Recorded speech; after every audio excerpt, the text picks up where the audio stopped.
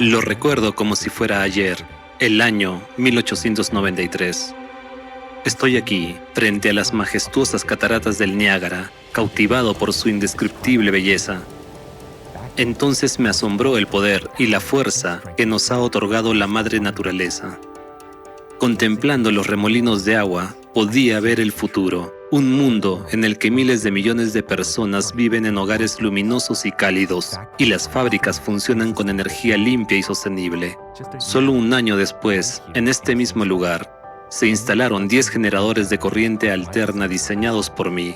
Se convirtieron en los cimientos de la primera central hidroeléctrica a gran escala del mundo. La central hidroeléctrica del Niágara número 1 demostró al mundo que el agua podía ser una fuente de energía inagotable, aprovechando el poder de la naturaleza en beneficio de la humanidad. En aquel entonces, mi don de prever el futuro ayudó a hacer una revolución tecnológica y a mejorar la vida de generaciones. Sin embargo, hoy, estando en el mismo lugar y observando los mismos remolinos de agua, veo algo totalmente distinto. Veo un enorme peligro que se cierne sobre todo el planeta. Lo que está a punto de ocurrir en un futuro próximo será una cuestión de vida o muerte, no solo para la humanidad, sino para ti personalmente, mi querido amigo. En este video mensaje, quiero advertir a todos los que puedan oír y decirles cómo pueden salvar sus vidas.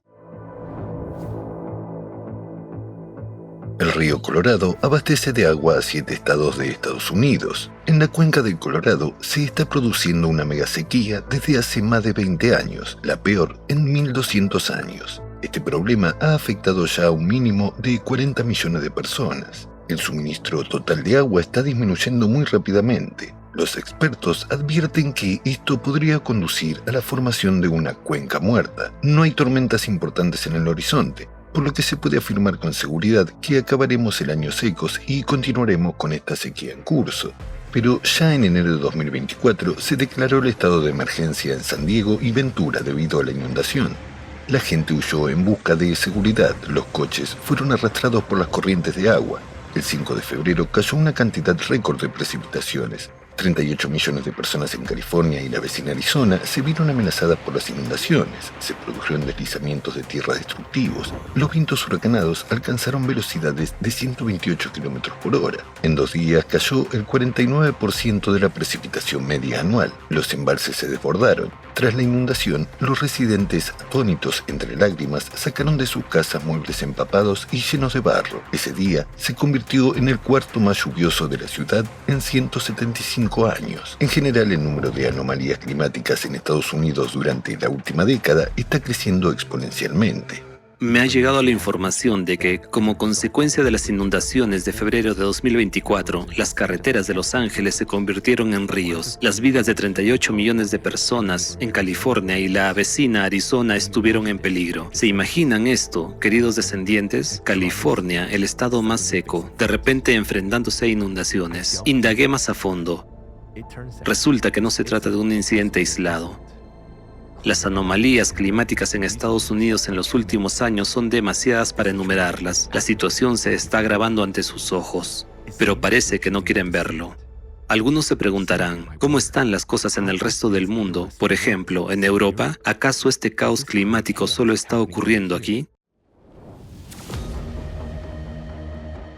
Europa lleva varios años sufriendo una grave sequía.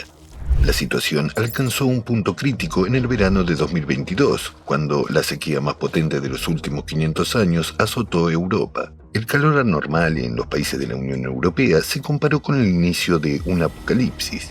Francia luchaba contra extensos incendios forestales, mientras que en Suiza se derritió un paso que había estado cubierto de hielo durante 200 años. Según los cálculos, los daños totales sufridos por los países de la Unión Europea a causa del clima extremo ascendieron a 20.000 millones de dólares. En 2023, la situación empeoró aún más. Casi todos los ríos de la Unión Europea se habían secado en alguna medida. En la región española de Cataluña se declaró el estado de emergencia ante la sequía más grave de su historia. Se prohibió a los residentes lavar coches y llenar piscinas. El calor anormal provocó la pérdida de cosechas, con el consiguiente aumento de los precios de todos los productos, incluida la carne. La sequía agravó la crisis energética en Europa. Debido a los bajos niveles de agua, la mayoría de las centrales hidroeléctricas de Francia e Italia redujeron considerablemente su producción de electricidad. En Francia, el agua se calentó tanto que no era apta para refrigerar las centrales nucleares. Europa estaba como tocino en una sartén. ¿Qué está ocurriendo ahora? En 2024, Europa se recupera de las fuertes lluvias que azotaron varios países a la vez. Tormentas y lluvias torrenciales azotaron las regiones del norte de Europa en los primeros días de enero de 2024, registrándose importantes inundaciones en el Reino Unido y en el norte de Francia. Calles de Bélgica, Alemania, Países Bajos y varias ciudades de Austria quedaron sumergidas. Los daños materiales de las inundaciones podrían ascender a miles de millones de euros, mientras que el impacto medioambiental es difícil de evaluar. Una conocida activista ecológica escribió: olas de calor mortales, inundaciones, tormentas, incendios forestales, sequías, malas cosechas. Esto no es la nueva normalidad. Estamos al principio de una emergencia climática y ecológica, y los fenómenos meteorológicos extremos serán cada vez más frecuentes. Es inútil rebatir esta afirmación. De hecho, el cambio climático no se limita a Estados Unidos y Europa. Está ocurriendo en todo el mundo. Ustedes están al borde de catástrofes globales. ¿Qué las provoca y cómo detenerlas? Lo descubrirán más adelante, pero por ahora es crucial comprender qué es lo que más necesita la humanidad en una situación así.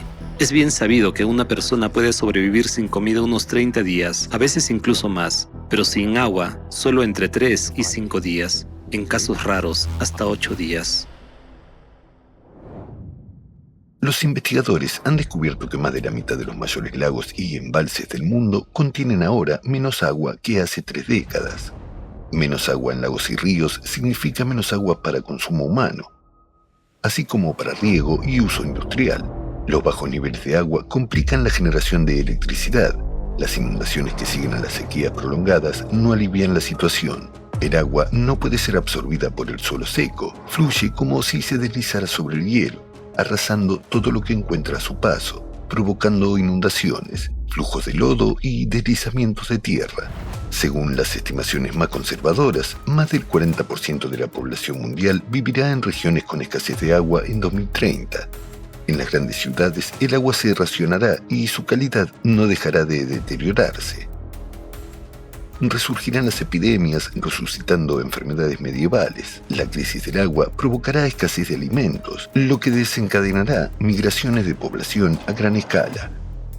Los gobiernos se derrumbarán como un castillo de naipes. Las regiones con recursos hídricos se cerrarán dentro de fronteras ajenas a los límites nacionales. Algunos países se están ahogando, otros se están secando, y algunos pasan de secarse a ahogarse. La situación del agua es realmente crítica. Como comprenderán, se agravará cada año que pase. Esto se debe al fuerte deterioro del clima, a la contaminación ambiental y al aumento de la población mundial. Entonces, ¿qué se puede hacer? Antes de conocer la solución a este problema, veamos qué pueden ofrecernos la ciencia, los negocios y la tecnología.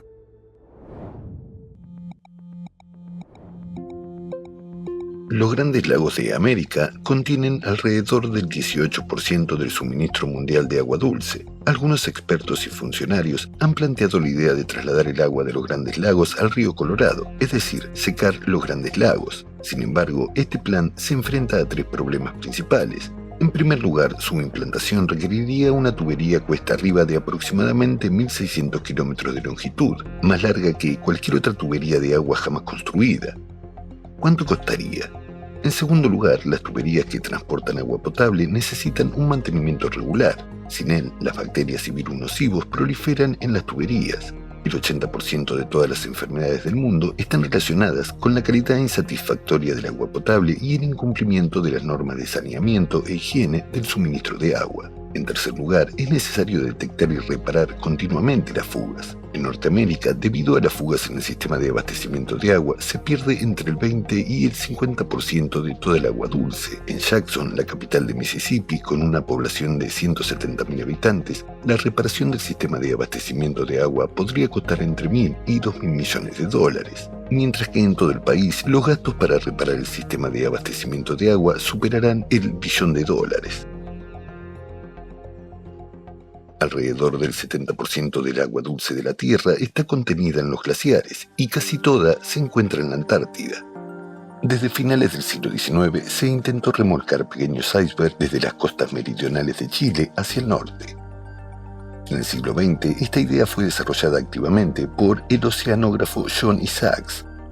En 1949, en un seminario del Instituto Oceanográfico Scripps, presentó un proyecto para remolcar icebergs antárticos hasta la región del sur de California. Isaacs planeaba remolcar un bloque de 8.000 millones de toneladas hasta San Diego en 200 días. Dependiendo en gran medida de las corrientes oceánicas favorables, planeaba utilizar 6 remolcadores oceánicos con una potencia total de 80.000 caballos. Durante muchos años, Isaacs presentó nuevas propuestas para este proyecto, pero nunca avanzó más allá de las conversaciones. Al día de hoy, nadie ha descubierto cómo conservar el hielo durante el remolque en el océano cálido.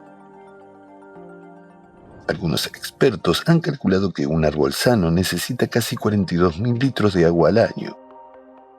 Sostienen que los árboles innecesarios consumen mucha agua, lo que significa que entra menos agua en nuestras aguas subterráneas. Estos especialistas proponen talar la mitad de los árboles de los bosques nacionales para liberar más agua. Pero hay un problema. Los bosques son la base de los ecosistemas de la Tierra. Si eliminamos los bosques, el planeta perecerá. Es como intentar deshacerse de la capa quitándose la cabeza. El 97% de toda el agua del mundo se encuentra en mares y océanos. Para obtener agua potable de ellos hay que eliminar la sal y filtrar impurezas. La idea parece sencilla y directa, pero su aplicación generalizada plantea 2 problemas. El primer problema es que por cada galón de agua desalinizada quedan unos 2 galones de agua hipersalina. Casi siempre esta agua se vierte de nuevo al océano. En las zonas donde se vierte esta agua, la vida marina perece. Con una aplicación generalizada, esto llevaría a la muerte de toda la vida marina del océano. El segundo problema son las tuberías. Miles de kilómetros de tuberías nuevas desde el océano hasta los consumidores, con todas las consecuencias que eso conlleva. Además, existe la posibilidad de que fuertes terremotos cerca de la falla de San Andrés dañen las tuberías. Esto provocaría una catástrofe, dejando a un gran número de personas sin una fuente primaria de agua. Estos son los principales métodos que ofrecen hoy sus especialistas para abordar el problema de la escasez de agua. Como vemos, no hay una solución perfecta. Por desgracia, ahí no acaban las dificultades. Es hora de hablar del segundo problema relacionado con el agua. Sí, es el segundo problema global del agua al que ya se enfrenta la humanidad. Incluso si obtienen agua de los icebergs o de los grandes lagos, cada litro de esta agua contendrá unas 240.000 partículas de micro y nanoplásticos. La contaminación por microplásticos ha afectado a todo el planeta. Los científicos han descubierto microplásticos en las nubes, las aguas subterráneas, los glaciares de Groenlandia y la Antártida, en la cima del Everest y en la parte más profunda del océano, la fosa de las Marianas. Toda la profundidad del océano está literalmente impregnada de microplásticos. Se han encontrado en todas las muestras de agua oceánica. Es realmente preocupante que estemos encontrando microplásticos en todas las muestras, desde las zonas costeras hasta las regiones más remotas del océano. Según las estimaciones de las Naciones Unidas, hoy en día el número de diminutas partículas de microplástico supera al de estrellas de nuestra galaxia, y ya están por todas partes, en el aire, el agua y el suelo.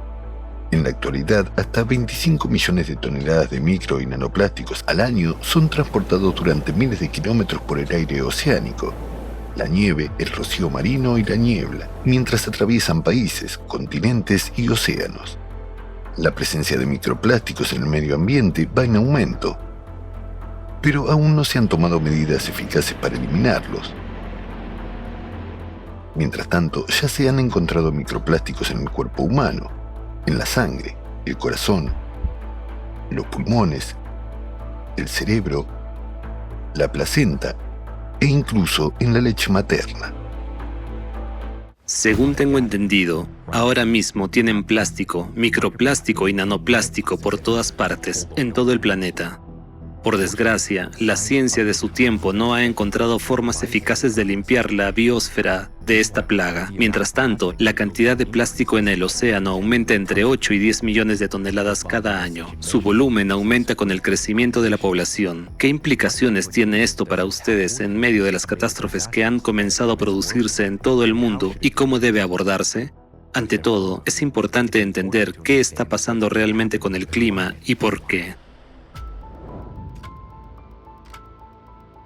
Nuestro planeta está a punto de reventar debido al factor antropogénico y a la activación geodinámica de sus profundidades. Terremotos, inundaciones masivas, incendios incontrolables, sequías implacables, deslizamientos de tierra, ciclones y tormentas han azotado el mundo entero, cobrándose la vida de decenas de miles de personas y obligando a cientos de miles a abandonar sus hogares. Hoy esto ya afecta a todo el mundo. Ya no hay lugares seguros en la Tierra. Los cambios en el planeta que estamos presenciando ahora, un fuerte aumento de las temperaturas y el deshielo de los glaciares, aumento de la actividad volcánica, un aumento del número y la intensidad de los terremotos. La deriva de los polos magnéticos y el debilitamiento del campo magnético se producen cada 12.000 años debido a la influencia de procesos cósmicos externos. Como resultado de esta influencia, el núcleo de nuestro planeta se calienta, desencadenando una reacción en cadena de cambios catastróficos en toda la Tierra. Así lo confirma el estudio de la geocronología de los depósitos cuaternarios, la investigación de los núcleos de hielo, el horizonte úsero descubierto y mucho más. En el ciclo anterior de 12.000 años, las temperaturas globales se disiparon hasta 15 grados centígrados. En el transcurso de varias décadas, la mayoría de los glaciares se derritieron. Comenzaron las inundaciones catastróficas, los tsunamis y los terremotos. Algunas zonas de la Tierra quedaron completamente sumergidas bajo el agua debido a la intensa subida del nivel del mar. Sin embargo, después se produjo un enfriamiento igualmente brusco. Durante cada ciclo se produjo un desplazamiento de los polos. El campo magnético de la Tierra se debilitó entre 8 y 10 veces. El debilitamiento del campo magnético provocó un aumento de la radiación cósmica. Las erupciones volcánicas afectaron a todos los rincones del mundo. Hace 12.000 años, las catástrofes provocaron la extinción masiva de la megafauna y un fuerte descenso de la población humana. Pero aquel fue un ciclo pequeño. Ahora estamos entrando en uno mayor, que es mucho más poderoso. El hecho de que están viendo este documental ahora mismo sugiere que nuestro planeta superó el ciclo climático anterior relativamente bien. No pereció, como tampoco lo hizo en todos los ciclos anteriores desde su formación. La estabilización del clima siempre ha estado asegurada por el océano. El océano disipaba el calor del interior de la Tierra hacia el espacio. El ciclo actual podría ser el último para ustedes debido a su influencia antropogénica. ¿Entienden lo que han hecho? En el 100% de las muestras de agua tomadas a diferentes profundidades, había micro y nanoplásticos presentes. Como resultado, el océano ha dejado de cumplir su función principal. En lugar de ser un acondicionador de aire, se ha convertido en un calentador. Ahora el calor permanece en la superficie de la Tierra. Esto desencadena el aumento del número y la intensidad de las catástrofes. ¿Acaso no lo ven o no quieren verlo? Entonces escuchen lo que dicen los científicos al respecto. Empezamos a hacer algo que a nadie se le había ocurrido antes. Producir hidrocarburos sintéticos, lo que conocemos como plástico. Antes de nosotros, no había plástico en el océano. Y a partir de los años 50, todo el plástico producido en el planeta acabó tarde o temprano en el océano. Como el plástico no se biodegrada ni se descompone en el medio ambiente, se queda tal cual. Una parte importante simplemente se descompone en partículas diminutas, conocidas como microplásticos y nanoplásticos. Estas partículas impregnan toda la profundidad del océano. Prácticamente cada gota del océano contiene partículas nanoplásticas. Debido a su composición específica, los microplásticos tienen una propiedad única: perturban la conductividad térmica del océano. Así que la causa de la alteración de la función del océano es el factor antropogénico, y más concretamente es el plástico que hemos creado y que ahora está por todas partes en el océano. Y en lugar de eliminar el calor, el océano se ha convertido en una manta gruesa para nuestro planeta, y el planeta es exactamente lo que necesita ser enfriado. El calentamiento anómalo de los océanos. ¿Qué consecuencias tiene para nosotros? A medida que aumenta la temperatura del agua en el océano mundial, se intensifica la evaporación de la humedad. Al evaporarse, se lleva energía calorífica del océano. Cuando el aire húmedo alcanza capas más frías de la atmósfera, el vapor de agua se condensa, es decir, vuelve a convertirse en agua, formando nubes y, finalmente, lluvia. Al haber más humedad en la atmósfera, las lluvias se convierten en aguaceros anómalos. Paradoja. Si hay más agua en la atmósfera, ¿por qué la mitad del globo sufre sequías? La razón es que, debido al calentamiento de los océanos, la atmósfera también se calienta. Cuanto más caliente está el aire, más humedad puede contener. La humedad se evapora y permanece atrapada en la atmósfera durante mucho tiempo. El agua no vuelve a la Tierra en forma de precipitaciones durante un largo periodo de tiempo, lo que provoca sequías prolongadas. Finalmente, cuando la atmósfera se satura de humedad hasta el punto de que ya no puede retenerla, se producen fuertes precipitaciones. Esta es la razón del aumento simultáneo de sequías e inundaciones extremas en todo el mundo. Son precisamente el océano cálido y la atmósfera cálida y húmeda los que aumentan el poder destructivo de los huracanes. El agua que se condensa en la atmósfera libera en el aire todo el calor acumulado, que fue absorbido durante la evaporación. Este calor se convierte en la principal fuente de energía de los ciclones tropicales. Cuando el viento, el agua y el calor se unen, adquieren un poder aterrador y devastador. Y ahora mismo estamos siendo testigos de ejemplos de estos sucesos anómalos. Freddy se convirtió en el primer ciclón tropical del hemisferio sur, que se intensificó 7 veces. El huracán Otis sorprendió a los climatólogos cuando en menos de 12 horas pasó a ser de una tormenta tropical normal a un huracán de categoría 5, la más alta. En otras palabras, subió 5 niveles en solo medio día. Esto nunca se había observado antes. Con la actual tendencia al calentamiento de los océanos, pronto no quedarán lugares seguros en la Tierra. Las sequías, inundaciones y huracanes de los próximos años tienen el potencial de hacer insoportable la vida en el planeta. Para ayudarles a comprender mejor cómo funciona esto, permítanme explicarles el mecanismo de la desestabilización climática. Es muy sencillo, hasta un niño puede comprenderlo. Así pues, el interior de la Tierra se calienta desde el núcleo con mayor intensidad debido a factores antropogénicos. El calentamiento del núcleo se debe a la influencia cósmica externa a la que se expone el planeta cada 12.000 años. El aumento de la intensidad de los huracanes, las lluvias y las sequías es solo el principio. La Tierra empezará a experimentar una exposición directa a los rayos cósmicos a finales de 2024. El océano que han contaminado no puede hacer frente a la disipación del calor, por lo que la escalada de catástrofes se adelanta. A tal escala, esto ocurre por primera vez en toda la vida del planeta. Si la situación con el océano no mejora, los desastres acabarán con toda la vida de la faz de la Tierra. Les quedan pocos años antes de alcanzar el punto de no retorno. ¿Qué pasará después? Según los cálculos de sus científicos, existe una alta probabilidad de que en 2036, debido al sobrecalentamiento del interior de la Tierra, el manto pueda fundirse, provocando una ruptura en la fosa de las Marianas. El agua se precipitará hacia el interior de la Tierra, lo que podría provocar una explosión, haciendo que la Tierra pierda su atmósfera y perezca. Y ahora, lo más importante, tienen la oportunidad de detener los desastres y evitar la desaparición del planeta. La puesta en marcha de generadores de agua atmosférica permitirá ganar tiempo para resolver esta tarea crítica. Miren lo que los inventores de esta tecnología tienen que decir al respecto. ¿Cómo funciona la tecnología de generación de agua atmosférica? El agua se evapora cada día de nuestros océanos, mares y lagos. Cuando llega a cierta altura por encima de cierto punto, se enfría hasta el punto de rocío y se convierte en una nube. Y entonces, por supuesto, el viento arrastra esa nube. Cuando su temperatura desciende por debajo del punto de rocío, se convierte en lluvia y vuelve a cambiar de estado. No estamos reinventando la rueda, ¿de acuerdo? Por el momento hay tres si se considera la mezcla, pero en realidad 2 métodos de obtener agua del aire. Uno es a través del uso de un material intermedio, por ejemplo una malla o un desecante a través del cual se hace pasar el aire y este absorbe esencialmente la humedad o induce la condensación.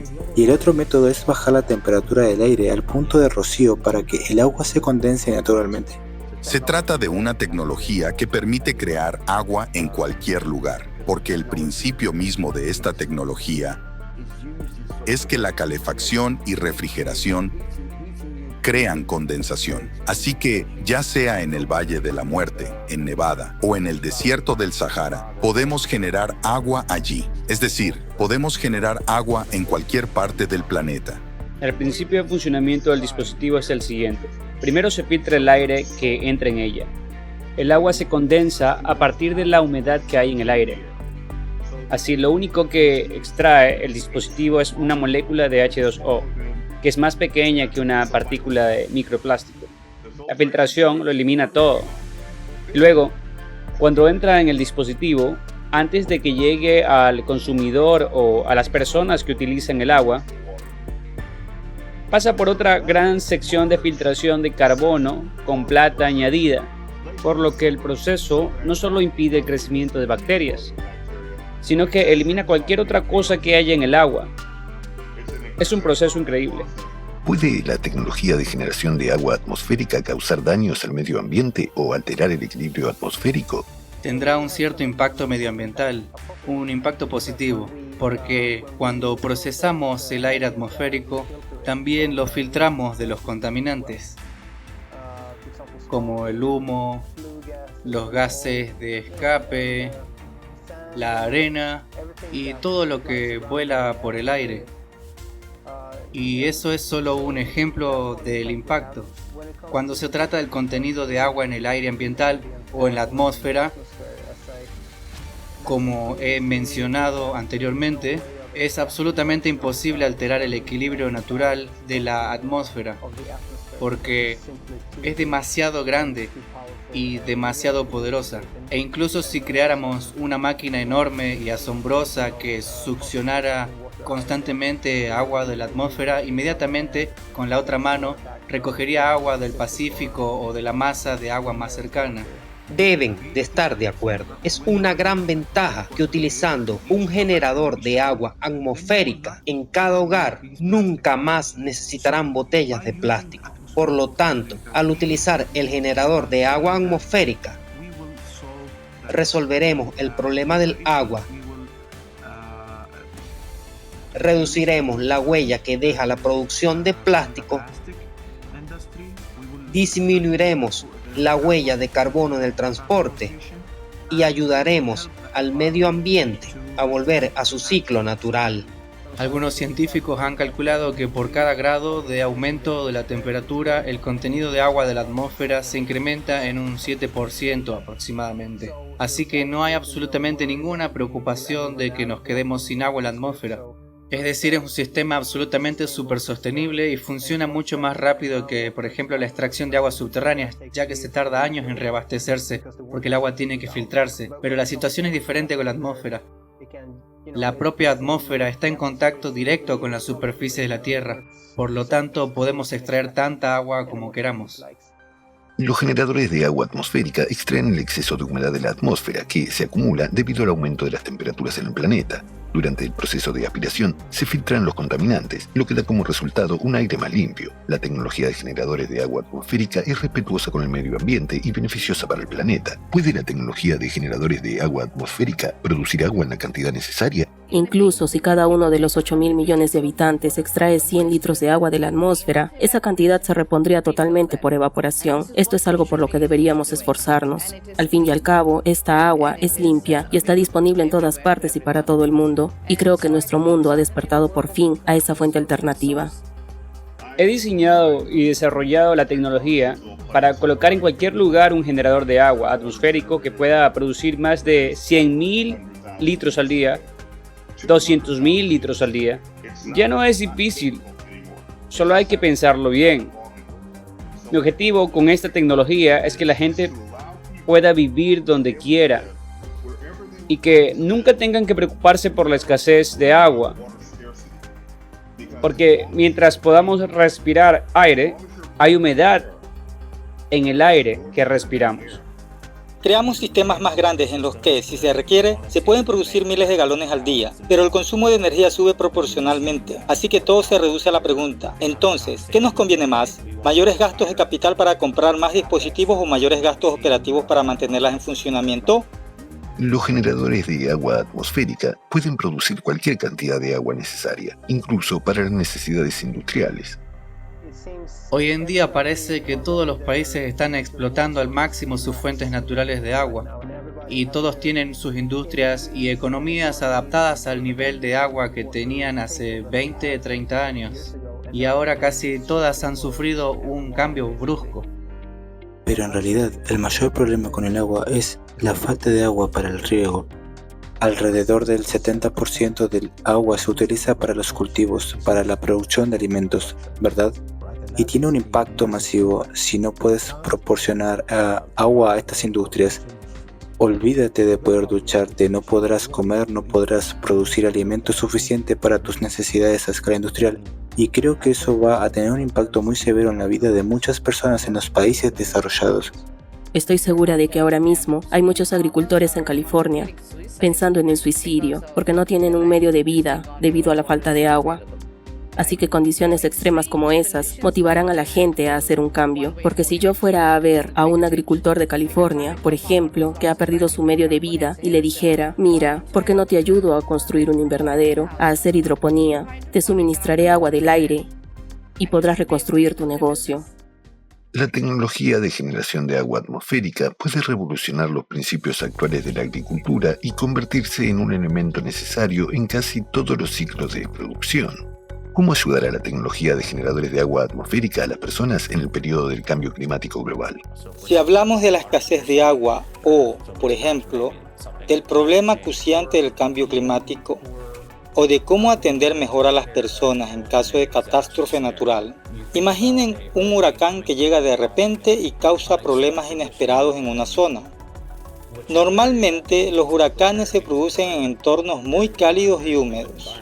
Cuando se interrumpe la cadena de suministro y la logística de agua, se necesita una respuesta inmediata.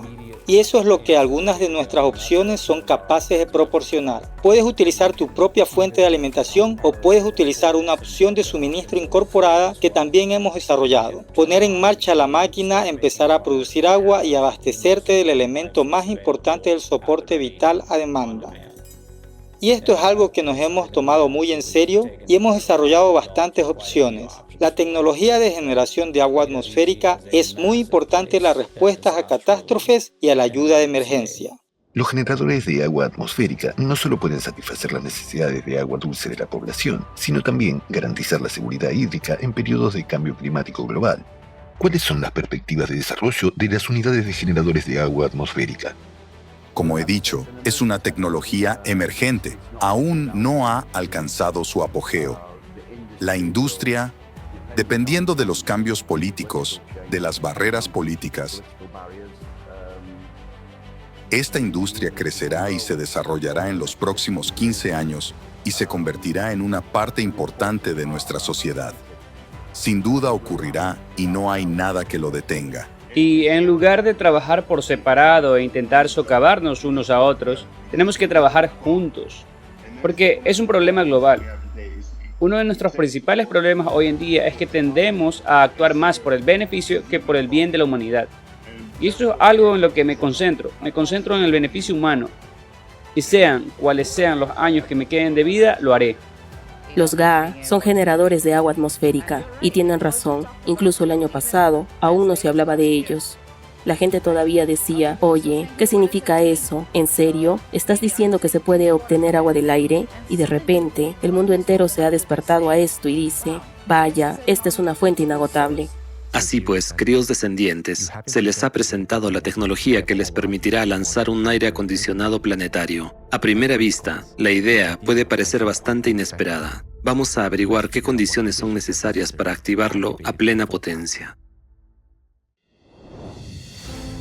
Al extraer la humedad del aire, estimulamos la evaporación. Junto con la evaporación, los micro y nanoplásticos se elevan desde la superficie. Los generadores de agua atmosférica filtran el agua y eliminan todas las impurezas de ella.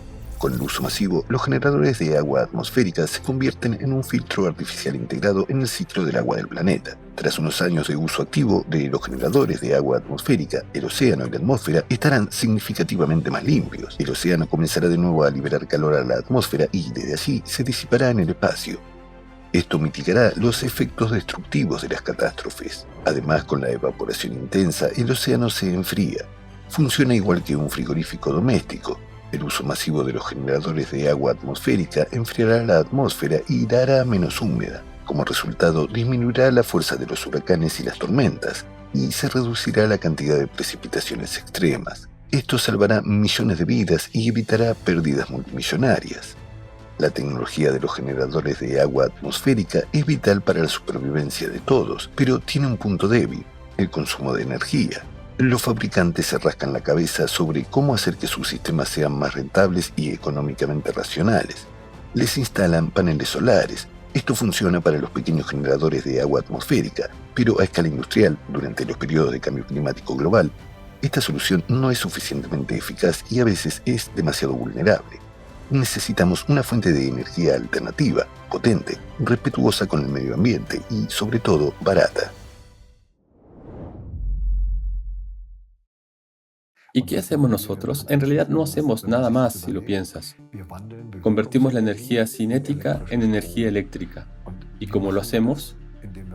Simplemente desarrollando un convertidor basado en un material que solo existe desde hace unas décadas. Unos pocos años se podría decir, se llama grafeno. Descubrimos que tenemos materiales diferentes con dos características vibratorias distintas: el silicio y el grafeno, que vibra cientos de veces más fuerte. Y solo gracias a la diferencia en las características vibratorias de estos materiales funciona esta tecnología, que se denomina material bidimensional. Así que tenemos un material bidimensional y tenemos un material tridimensional detrás y delante. El material bidimensional intenta moverse y libera impulsos, y aquí ya volvemos a la física ordinaria. Es lo que los físicos llaman dispersión oblicua, en lo que respecta a los electrones, y entonces es solo una cuestión de dirigir los electrones en una dirección. Para ello, sin profundizar demasiado en la tecnología, las superficies están siendo dopadas. Como resultado, los electrones empiezan a fluir en la misma dirección, y eso significa electricidad. Y este tipo de generación de energía a partir del comportamiento vibratorio del carbono, que es un proceso patentado, es llamado sándwich de grafeno. Sería más correcto decir Multilayer Graphene Microvibration Energy Cell. Sí, claro, es un término demasiado engorroso. Por aquel entonces lo llamábamos simplemente energía de neutrinos, lo que causó mucha resistencia porque la mayoría de la gente decía que son unos locos que quieren atrapar neutrinos. Y me gustaría aprovechar la oportunidad hoy para explicarles a ellos y a todos los oyentes y espectadores: no atrapamos neutrinos. Los neutrinos atraviesan los cuerpos, no los atrapamos. Sin embargo, los neutrinos desempeñan un cierto papel, hoy lo sabemos. Dan un pequeño impulso en el núcleo atómico, pero nosotros utilizamos la totalidad de las vibraciones. De este modo, utilizamos toda la gama invisible de la radiación. Para iniciar el proceso de limpieza del océano a escala mundial, deben obtener toda el agua únicamente de la atmósfera. Hoy en día, incluso para los fabricantes de generadores de agua, una tarea de esta envergadura puede parecer demasiado ambiciosa. Sin embargo, una vez que tengan en sus manos una fuente de energía alternativa, el uso masivo de generadores de agua atmosférica a escala planetaria se implantará rápidamente.